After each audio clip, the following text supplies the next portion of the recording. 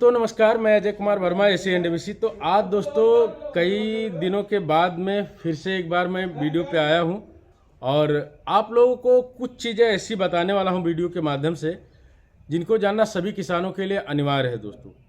क्योंकि दोस्तों आज के डेट में ना मुर्गा पालन से कई तरह से लोग इतने प्रभावित हो चुके हैं, ऐसा लग रहा है कि वो पूरी तरीके से प्रताड़ित हैं इस बिजनेस से। यही बिजनेस दोस्तों लॉकडाउन से पहले जब हम लोग करते थे ना, तो इतना मज़ा आता था। कुछ ही महीने में, एक महीने के बाद में जब रिजल्ट आता था दोस्तों, तो उसका रिजल्ट इतना पॉजिटिव होता था कि हम लोग खुद सोचते थे यार बहुत अच्छा पैसा मिल रहा है। क्यों? इसका रीज़न क्या है? इसका रीज़न ये है मेरे भाइयों कि तब फीड सस्ती थी। उसके बाद में हमारा जो तैयार मुर्गा होता था, भले ही वो 60 रुपये किलो क्यों ना बिकता था, तो 60 रुपये किलो बिकता था तब भी पर्दा निकल आता था, क्योंकि तब फीड जो थी वो बहुत ही सस्ती थी। लेकिन आज के डेट में दोस्तों है क्या कि चूजे का दाम तो आसमान छू रहा है। अगर कोई किसान 40 रुपया पर पीस के हिसाब से चूजे लेके डालता है और उसका जो फीड है वो 42 रुपये से 45 रुपये के बीच में पड़ती है, तो आप खुद ही सोच सकते हैं दोस्तों कि 2 केजी मुर्गा का तैयार करने में तो कितना ज़्यादा, लगभग मान के चलिए 3-3.5 किलो तक फीड खाएगा मुर्गा। और 3.5 किलो फीड खा करके मुर्गा अगर 40 रुपया में तैयार हो, 40 रुपया पीस चूजा के हिसाब से अगर तैयार होता है दोस्तों, तो उसकी बचत क्या होगी। पहले यही क्या था दोस्तों, लॉकडाउन से पहले ऐसा था कि फीड आपको जो आज 4200 में मिल रही है, ये 2200 में मिलती थी। दूसरी चीज़, चूजे का दाम 10 से 20 के बीच में ही रहता था, इससे ऊपर कभी नहीं जाता था। दवाएं भी सस्ती थी दोस्तों। आज जो दवाएं दोस्तों अपन लोग लेने जाते हैं ना, उन दवाओं पे हम देखते हैं कि पहले की वजह से आज के डेट में जीएसटी वगैरह लगने के कारण, या दुकान वाले भी सोचते हैं लूट डालो इस फार्मर को, छोड़ो ना। इस हिसाब से दोस्तों कई गुना ज़्यादा दवाएं भी बढ़ गई हैं। फीड वाला भी कहता है भैया हम जीएसटी लगा के देंगे। चूजा वाला भी जीएसटी लगा रहा है कि नहीं लगा रहा है? नहीं, चूजा वाला भी लगा रहा है जीएसटी। हमने देखा है, अभी जो मेरे पास बिल आई थी उसमें जीएसटी का जिक्र है। तो इस तरह से दोस्तों हर एक चीज़ में जीएसटी, और उसके बाद में इतनी महंगाई की मुर्गे का रेट तो कभी बढ़ने का चांस ही नहीं लगता है। यानी मुर्गे का रेट जो है दोस्तों वो मान के चलिए 100 के पार कुछ ही महीने तक रहता है, बाकी तो 70, 75, 80, 82 इस रेट में बिकता है। और दाना, चूजा और दवाएं इनको ये घटने का नाम ही नहीं ले रही हैं।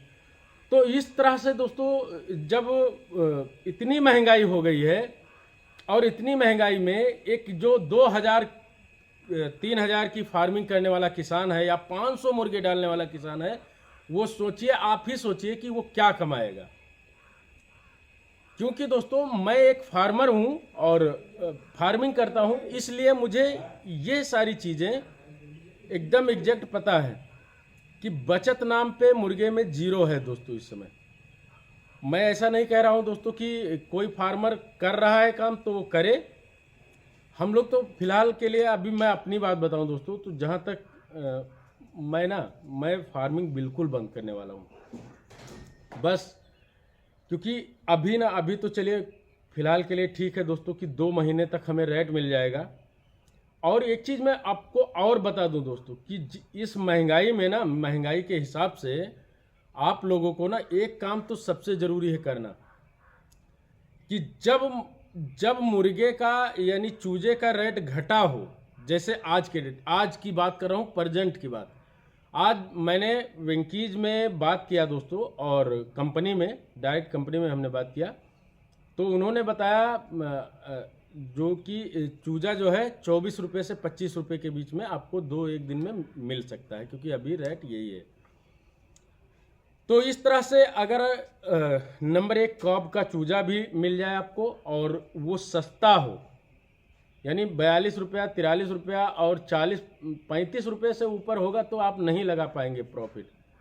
तो इससे कम में हो और आपको फीड ऐसी मिले। देखिए दोस्तों, फीड का क्या करें आप लोग कि प्री स्टार्टर और स्टार्टर ये तो आपको कंपनी मेड ही खिलाना होगा, क्योंकि अगर आप कंपनी मेड नहीं खिला पाएंगे दोस्तों तो उसमें क्या होगा कि वो सारे तत्व जो जैसे कि उसका प्रोटीन लेवल हो गया, वो आप खुद बना के फीड को इतना जल्दी अगर आपने कभी किया नहीं है तो उसको कवर नहीं कर पाते हैं। जब आप वो लेवल नहीं दे फीड में, वो पोषक तत्वों का वो लेवल नहीं दे पाते हैं ना, तो क्या होता है कि आपका जो चूजा होता है वो ग्रोथ बहुत ही कम लेता है।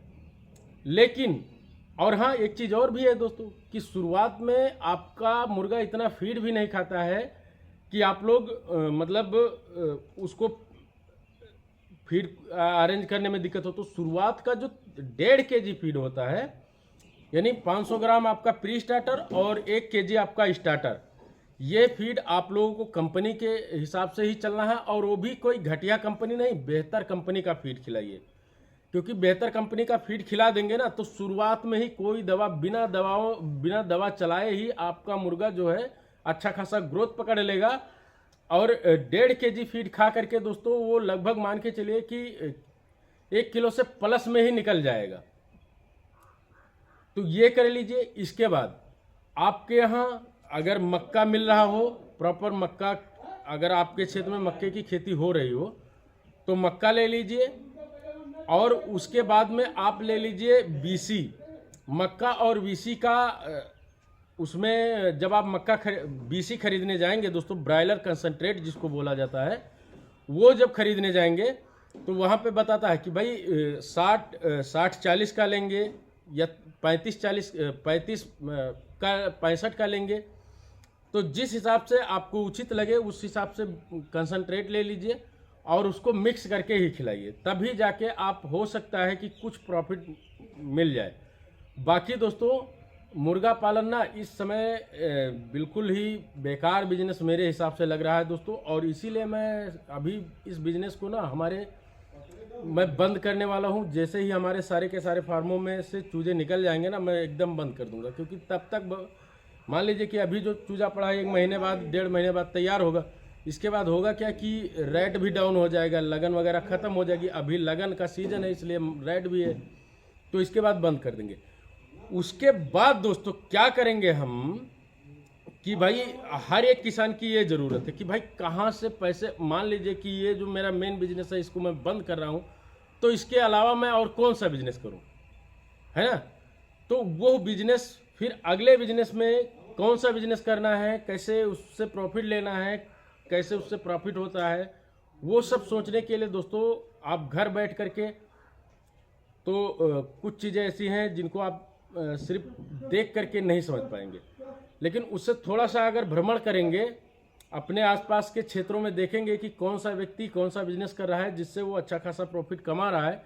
अगर इस तरह से दोस्तों हम लोग थोड़ा सा सर्च बढ़ाएंगे, अपनी रिसर्च को बढ़ाएंगे ना, तो जाहिर सी बात है कि हमें कुछ ना कुछ ऐसी चीज़ें मिल जाएंगी।